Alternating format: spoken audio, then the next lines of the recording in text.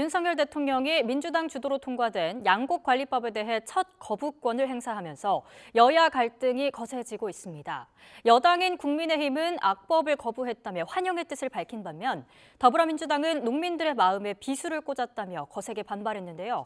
오후에 있을 대정부 질문에서도 치열한 공방이 예상됩니다. 국회 연결합니다. 정현우 기자.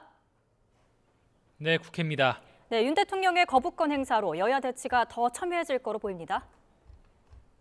네, 우선 국민의힘은 윤석열 대통령이 악법에 거부권을 행사했다며 환영의 뜻을 밝혔습니다. 농업 경쟁력 악화로 결국 농민에게 피해가 돌아가게 되고 쌀 수매로 연간 1조 원 넘는 예산 소요가 우려된다는 겁니다.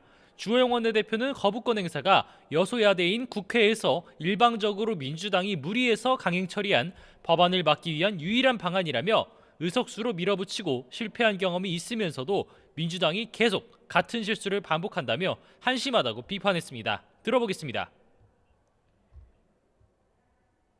한심하기 짝이 없습니다.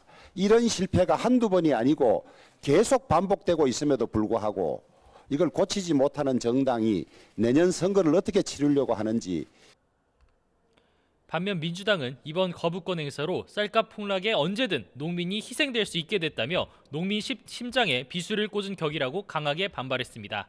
박홍근 원내대표는 대다수 국민이 반대하는 대통령 거부권은 국회 입법권에 대한 정면 거부라면서 용산 출장소로 전락한 여당도 이를 거들고 있다고 맹비난했습니다. 마찬가지로 들어보겠습니다.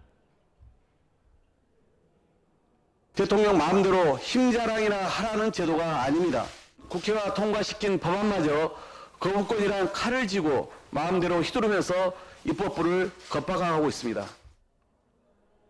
민주당 의원들은 또 거부권 행사 발표 직후 용산 대통령실 앞에 모여서 양곡관리법 공포 촉구 규탄 대회를 열고 대대적인 장외 여론전을 펼치고 있습니다.